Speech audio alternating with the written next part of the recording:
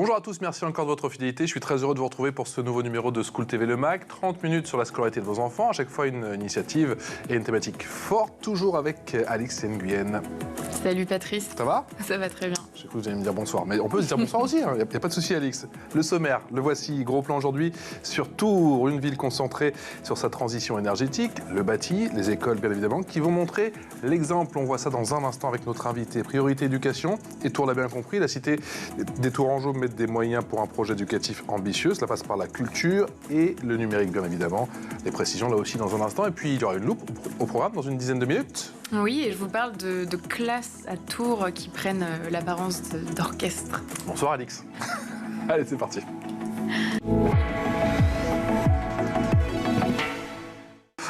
Bonjour Franck Gagnard. Bonjour. Oui, je repasse le bonjour. Merci d'être là.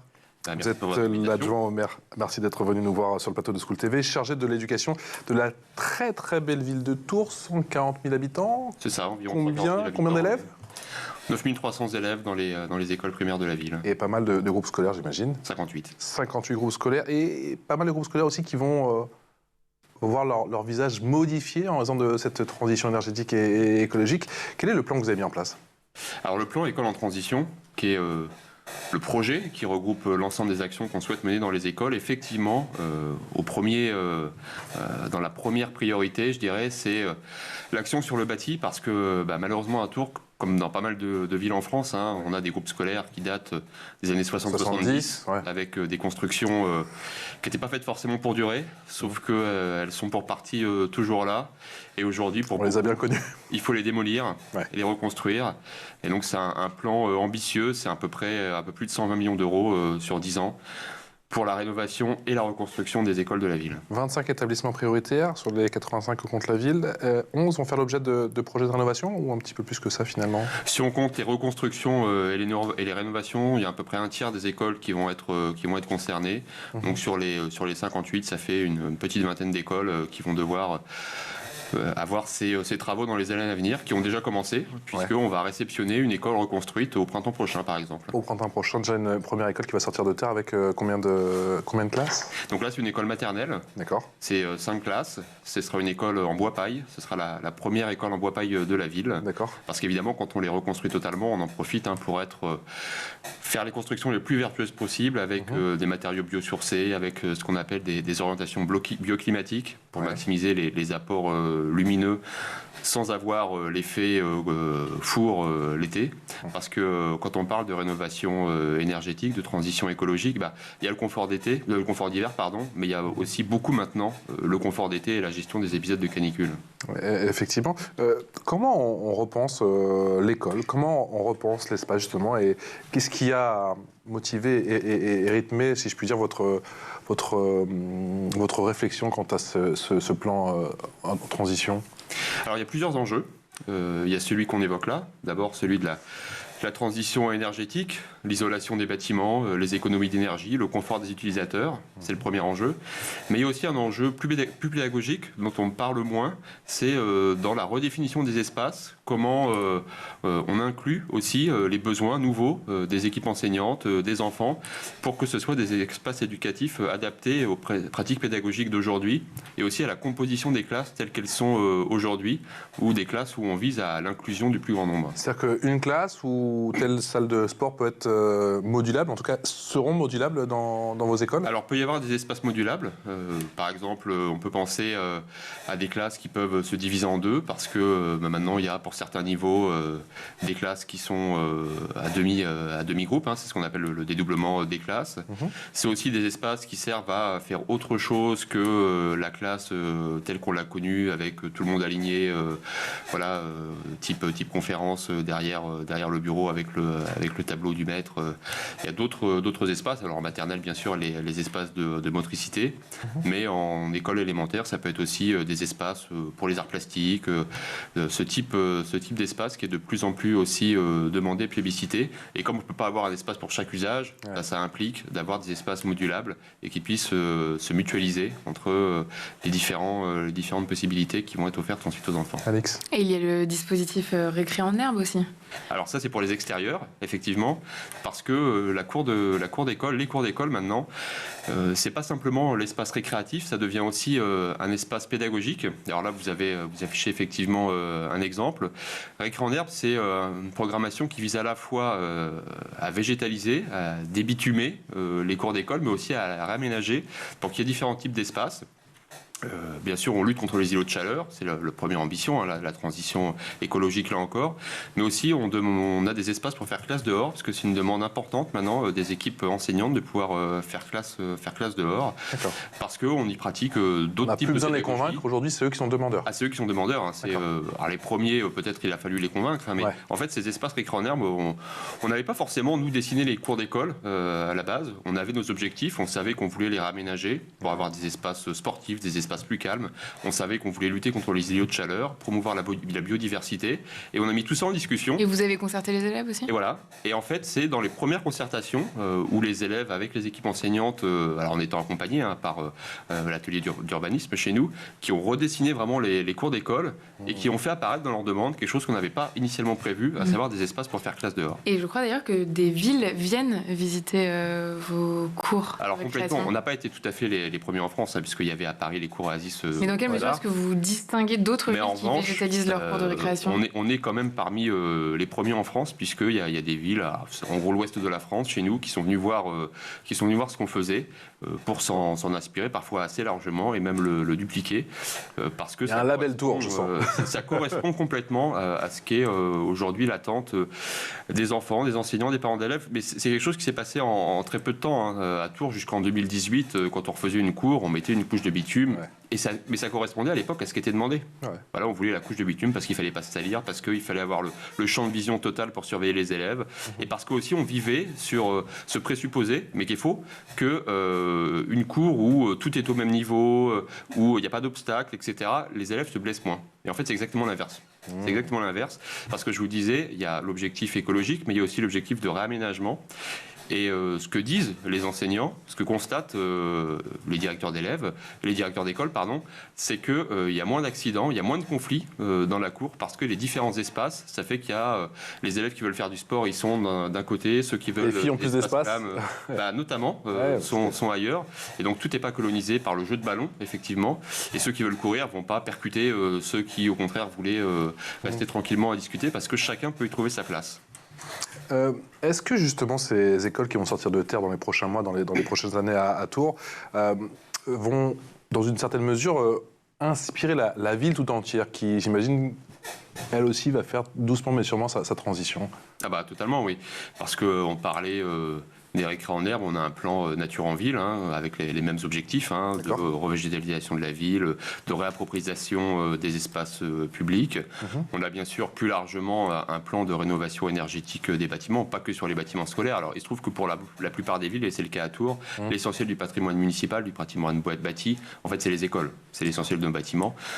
Mais on a aussi les établissements sportifs, les gymnases, les établissements culturels, l'ensemble de ce bâti bien sûr, qui a besoin lui aussi d'être rénové. C'est encore compliqué pour faire les travaux. Il faut dégager du temps.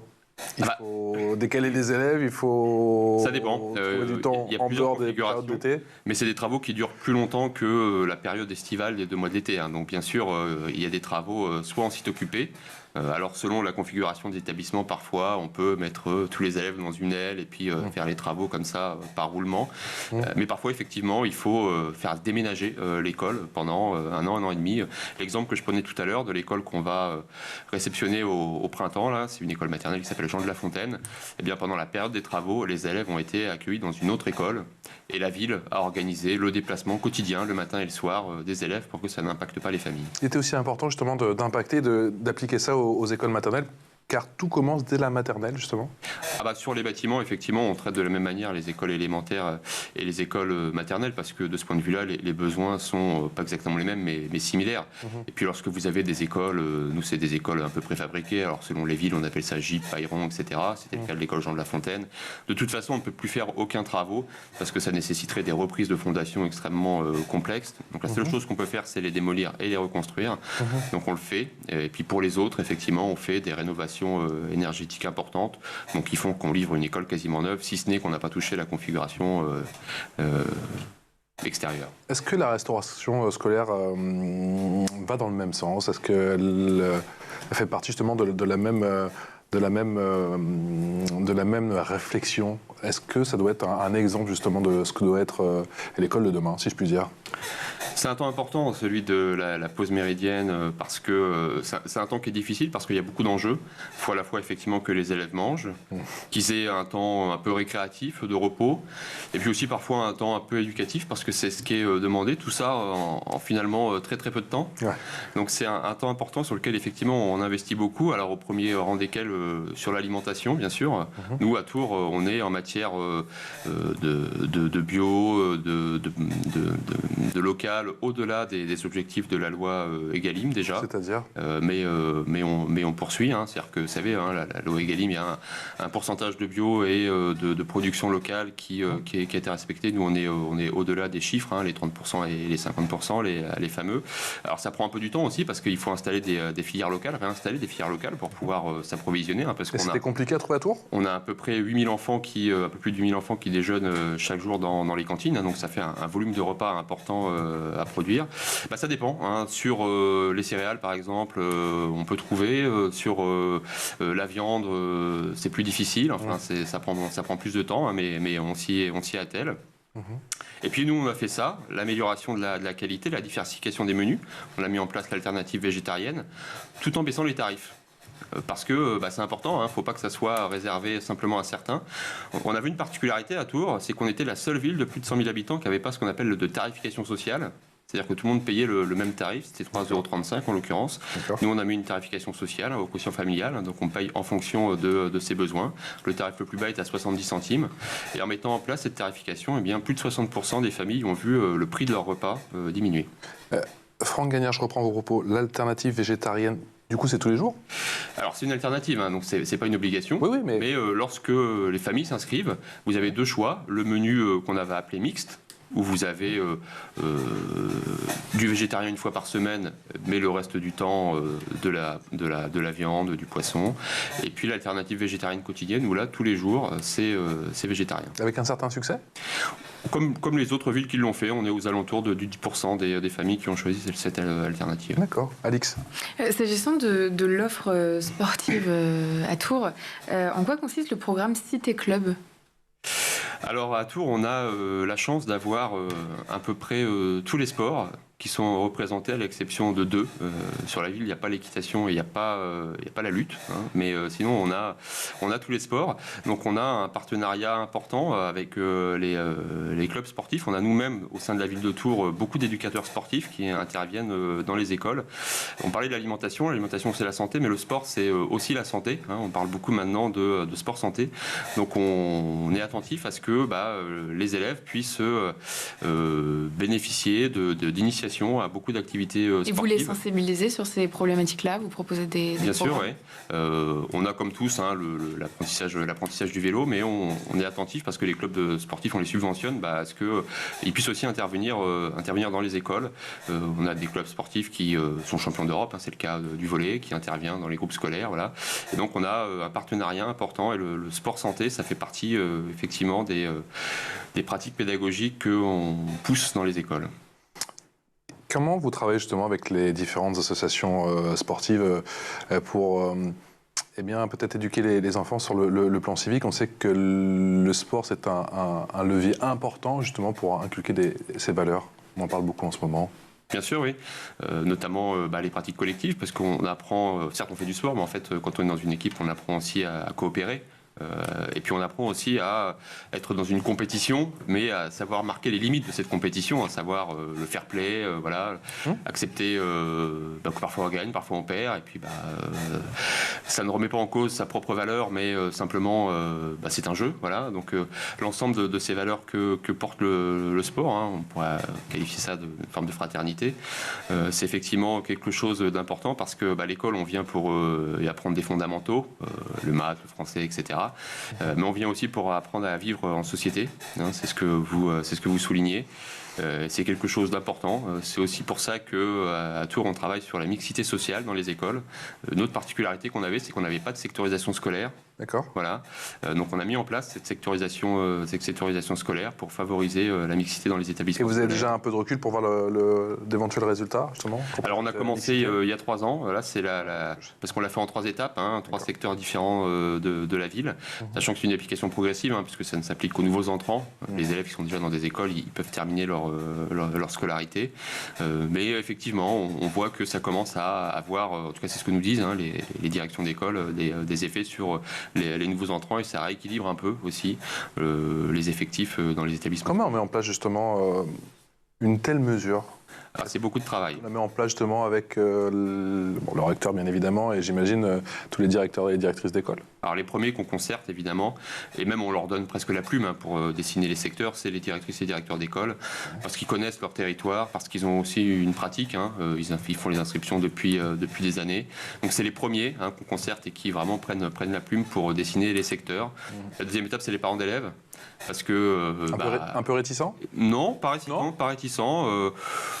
Des interrogations, quoi. Plutôt, oui, bien sûr, besoin d'être rassuré, mais pas réticent, parce que je pense conscient de la problématique, à savoir que, de toute façon, c'est une fiction. Dire vous pouvez vous inscrire dans l'école que vous voulez, en fait, c'est une fiction, parce qu'au bout d'un moment, quand l'école, les effectifs sont pleins, faut aller ailleurs, et ça provoque beaucoup d'angoisse, parce qu'il y a des parents d'élèves qui vont d'école en école pour trouver une place, c'est ce qui se passait dans la ville, et qui parfois reviennent vers nous en nous demandant d'intervenir pour trouver une place. Là, au moins, quand ils vont sur le site de la ville, maintenant, ils tapent leur adresse, ils savent à quelle école ils sont rattachés et ils ont la garantie d'y avoir une place. Donc c'est quand même sécurisant pour eux.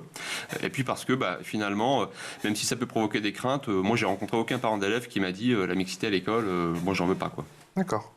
C'est l'heure de la loupe, et la loupe c'est avec Alix.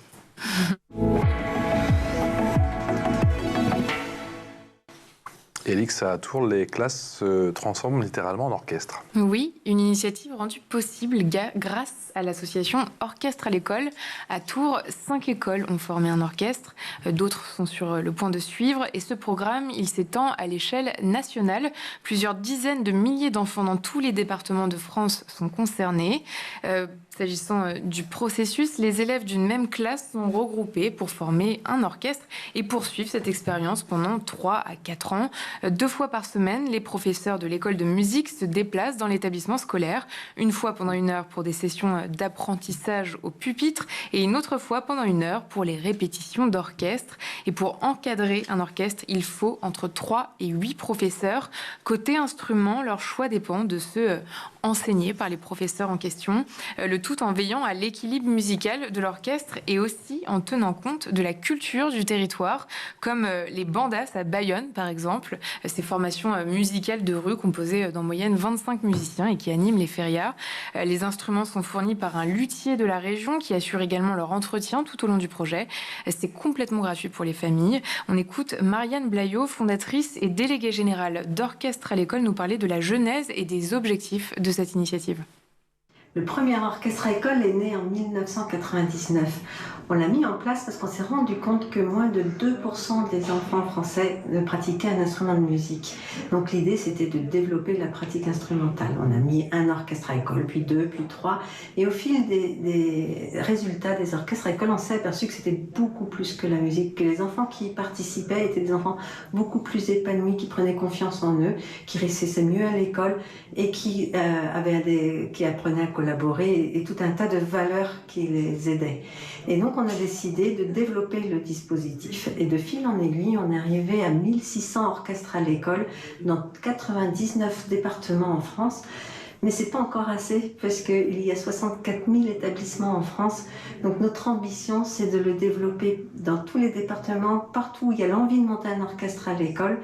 Parce qu'il n'y a pas une seule classe en France où il n'y a pas un enfant qui ait besoin de réussir et de se sentir mieux dans sa peau. Franck Gagnère, est-ce que vous avez déjà suffisamment de recul pour savoir dans quelle mesure ça contribue à l'épanouissement des élèves? Vous avez des retours concrets? On a remis justement officiellement les instruments de musique la semaine dernière aux nouveaux orchestres à l'école. Il y en a combien de nouveaux? Alors, il y a en tout 5 écoles qui sont dans le dispositif, 6 orchestres à l'école. Et en fait, quand je dis des nouveaux, c'est ceux qui rentrent dans le dispositif chaque année, puisque chaque année, il y a des nouveaux élèves qui rentrent dans le dispositif. Alors. Et ensuite, ça dure 2 ou 3 ans. C'est-à-dire qu'une classe va pendant 2 ou 3 ans être orchestre à l'école et pendant 2 heures par semaine, ils vont apprendre à jouer d'un instrument. Donc c'est quelque chose qui a vocation à durer un certain temps parce que c'est pas juste une initiation, c'est un vrai apprentissage, un apprentissage individuel bien sûr, mais un apprentissage aussi collectif puisque comme le nom l'indique, orchestre à l'école, ils ont vocation ensuite à faire des représentations et ils en font dans leur école bien sûr, à l'occasion de certaines manifestations, dans la rue, oui là c'était à l'hôtel de ville. Ils le font aussi dans des EHPAD auprès de personnes âgées parce que ça permet comme ça de travailler le lien intergénérationnel et pour des enfants qui pour certains n'auraient jamais eu l'occasion de tenir un instrument entre leurs mains, bien sûr, c'est un apport important et un apprentissage d'un instrument. Ils le ramènent chez eux pendant la durée de l'orchestre à l'école. Ils peuvent effectivement comme ça progresser plus facilement parce que c'est quelque chose de très exigeant d'apprendre un instrument. Donc il faut effectivement s'entraîner aussi un peu en dehors des simples 2 heures de répétition hebdomadaire. Et puis pour certains, ils peuvent ensuite continuer. Ça leur met le pied à l'étrier. Et au-delà de ça, je dirais, et au-delà de la musique, ça peut réconcilier parfois certains élèves avec l'école, quoi. Parce que c'est une autre façon d'apprendre, c'est ce qu'on appelle la pédagogie du détour. Voilà, on apprend autrement que simplement en étant dans la classe, puisque comme pour le sport, finalement, quand on est dans un orchestre, on va apprendre d'autres choses, d'autres valeurs. Alors on apprend une certaine rigueur avec l'apprentissage de l'instrument, mais on apprend aussi la coopération, puisque faut jouer avec les autres, et donc faut. Et les professeurs des écoles, ils sont partie prenante. Non seulement ils sont partie prenante, mais même ils apprennent en fait, parce qu'ils font partie des orchestres. C'est-à-dire que l'enseignant en question, il a lui aussi son instrument, et il va apprendre parfois au même rythme que ses élèves parce qu'il y a des enseignants qui n'ont jamais tenu un instrument lui aussi, il a ses petits devoirs entre leurs mains et donc ils font partie de l'orchestre. Et à chaque fois, c'est un professeur qui initie l'orchestre à l'école. Et donc alors après, ce sont des professeurs du conservatoire. On a un conservatoire à Tours. Donc qui vient enseigner les instruments aux élèves. Et puis on a aussi un partenariat avec l'association de jazz à Tours. On a des professeurs de jazz à Tours qui viennent aussi dans les écoles pour faire cet apprentissage de la musique. Plus globalement, quelle est l'offre culturelle à Tours et comment on incite justement les plus jeunes, comment on les sensibilise à s'ouvrir au monde? Alors on a un programme qui s'appelle Les Arts à l'école, qu'on a mis en place. Donc les Arts à l'école, qu'est-ce que c'est? C'est la ville qui finance l'intervention d'artistes, tout art confondu, dans des classes, qui vont pendant un an, ou un semestre, mener des projets avec les élèves. Alors ça peut être des arts plastiques, ça peut être du graphe, ça peut être de la musique, ça peut être du théâtre, ça peut être du slam. C'est autour du projet que l'enseignant va, pour sa classe, lui-même monter. Et à la fin, il y a une restitution. Souvent devant les parents d'élèves, à minima devant les parents d'élèves du travail qui a été mené pendant cette année. Et donc ça les initie comme ça à une pratique artistique particulière en étant en contact directement d'un artiste. C'est pas juste de la médiation culturelle, c'est vraiment de la pratique. Et puis après, bien sûr, ils ont la possibilité d'accéder à toute l'offre culturelle de la ville, les musées que la ville compte, le patrimoine municipal. Et à Tours, il y en a beaucoup. Et ils ont bien sûr accès à tout ceci totalement gratuitement. Et vous avez le label Ville d'Art et d'Histoire. Vous proposez des programmes, des actions en particulier dans ce cadre-là? À Tours, on a effectivement un patrimoine assez important. Alors, la Loire a patrimoine mondial de l'UNESCO, mais on a aussi un patrimoine architectural, historique, qui est important, effectivement, depuis le Moyen-Âge, en passant par la Renaissance, et même en remontant jusqu'à la civilisation gallo-romaine. Donc, ils ont accès à l'ensemble de ce patrimoine, en plus des musées de la ville. Et les classes se saisissent de ces différentes possibilités, parce que bien sûr une même classe ne va pas pouvoir tout faire au cours d'une année scolaire, mais se saisissent de toutes ces possibilités qui sont importantes et qui, je pense, prennent place d'une manière significative au sein des pratiques des enseignants. On a parlé des nouveaux locaux, effectivement, la rénovation du bâti, la restauration scolaire très important aussi, le bio dans les assiettes, le sport, toute l'offre culturelle, effectivement. Est-ce qu'il y a d'autres leviers pour augmenter le bien-être à l'école? Alors on en a cité déjà pas mal là. Ça fait déjà pas mal. Le bâti, l'école, le sport, la culture. On peut pas parler du numérique, ouais. Alors on n'a pas parlé du numérique. Peut-être effectivement il y a les équipements pédagogiques, on va dire au sens large. Parmi lesquels le numérique. On a un plan numérique éducatif qui est en cours de déploiement. On aura fini de le déployer pour les écoles élémentaires à la fin de ce mandat. Ça comprend des systèmes de projection, puisque bon, c'est vrai que le tableau classique, alors à la craie, a fortiori même le tableau Velleda, ça ne correspond plus tout à fait aux besoins des enseignants. Donc on a des systèmes de vidéoprojecteurs interactifs, de tableaux blancs interactifs. Donc on déploie, on a des classes mobiles, hein, c'est-à-dire que la salle informatique, en fait, c'est terminé, hein, c'est plus du tout ce qui est demandé. Donc on a ce qu'on appelle des classes mobiles, c'est-à-dire que ce sont des ordinateurs portables qui peuvent, sur un chariot, aller de classe en classe et être utilisés occasionnellement en fonction des besoins de l'enseignant. Donc on a tout ce plan. Et puis ça comprend un espace numérique de travail, donc qui relie l'école, la ville, les parents d'élèves, donc qui permettent comme ça de communiquer plus facilement pour des informations push-up ou aussi pour transférer un peu de contenu pédagogique, même si, faut le dire, en école élémentaire, c'est pas là l'utilisation principale. T'as connu la classe informatique, toi? C'est parce que je te voyais faire les gros yeux, je fais, mais oui, on a connu la classe informatique. Non, je l'ai pas connue. T'as pas connu la classe informatique, t'as raté. C'est raté maintenant. De toute façon, maintenant c'est les ordis portables, et effectivement, et c'est une classe mobile. Quelles sont les ambitions, je ne sais pas si vous pouvez nous en dire un petit peu plus, je ne sais pas si c'est secret ou pas, du futur projet territorial? Alors le projet éducatif de territoire, là je vous ai beaucoup parlé de ce qu'était finalement le projet de la ville. L'école en transition, c'était le programme de la ville. Mais l'éducation, sa particularité, c'est une compétence qui est très partagée en fait. Bon, il y a bien sûr l'éducation nationale, il y a les collectivités territoriales, on a parlé aujourd'hui de la ville. Il y a beaucoup d'autres acteurs, hein, les centres sociaux, les clubs sportifs finalement, enfin beaucoup d'autres acteurs sur le territoire. Le projet éducatif de territoire, l'ambition, c'était de faire dialoguer tout le monde pour tout le monde tire dans le même sens, tout le monde partage la même ambition, le même référentiel, parce qu'on est d'autant plus efficace qu'on agit ensemble. C'est l'objet de ce projet qui est actuellement en discussion, donc c'est une grande concertation, puisque ce qui est intéressant, c'est pas juste l'objectif, c'est pas juste le document final, c'est aussi la démarche. Ouais. C'est d'entraîner tout le monde dans cette démarche. On aura fini à peu près au mois de juin, et on pourra Il y a un axe qui se dégage, parce que effectivement, vous avez parlé des plus de 120 millions d'euros effectivement pour le plan de Tours en transition. Mais là, est-ce qu'il y a un autre axe qui se dégage dont vous avez le droit de nous parler aujourd'hui, ou pas encore forcément? Je veux pas trop, puisque la concertation n'est pas terminée, je veux pas aller trop loin, parce que moi-même je sais pas exactement encore sur quoi ça va atterrir. Et moi, ce qui m'a pour le moment avec satisfaction d'ailleurs interloqué, c'est le succès de la démarche. C'est-à-dire qu'on a mené des ateliers territoriaux dans les quartiers de la ville, où à chaque fois on a eu l'ensemble des acteurs qui étaient réunis, hein, puisque là on est de 0 à 15 ans, c'est-à-dire pas juste le public des écoles, hein, depuis la petite enfance jusqu'au début de la jeunesse, y compris avec des parents d'élèves. Donc toute cette démarche qui trouve son public, et avec quelques temps forts encore à venir, puisqu'on va avoir des grands témoins qui vont venir dialoguer avec nous, notamment le pédagogue Philippe Mérieux, pour donner aussi un regard extérieur à cette démarche. Et l'ambition, je vous le dis, c'est pas uniquement le rendu, c'était vraiment cette démarche de mettre en mouvement l'ensemble des acteurs qui puissent être partie prenante du projet qui va se déployer, et aussi l'évaluer tout au long de la démarche quand on va commencer à le déployer à partir de la rentrée prochaine. Le rendez-vous est pris. Il faudra venir nous en parler, effectivement, quand vous aurez les précisions. Merci infiniment, Franck Gagnard, d'avoir été avec nous sur le plateau de School TV Le Mag, adjoint au maire, chargé de l'éducation de la ville, de cette très belle ville de Tours. Merci infiniment. Alix, on se retrouve demain. À demain. Pour un nouveau numéro de School TV Le Mag.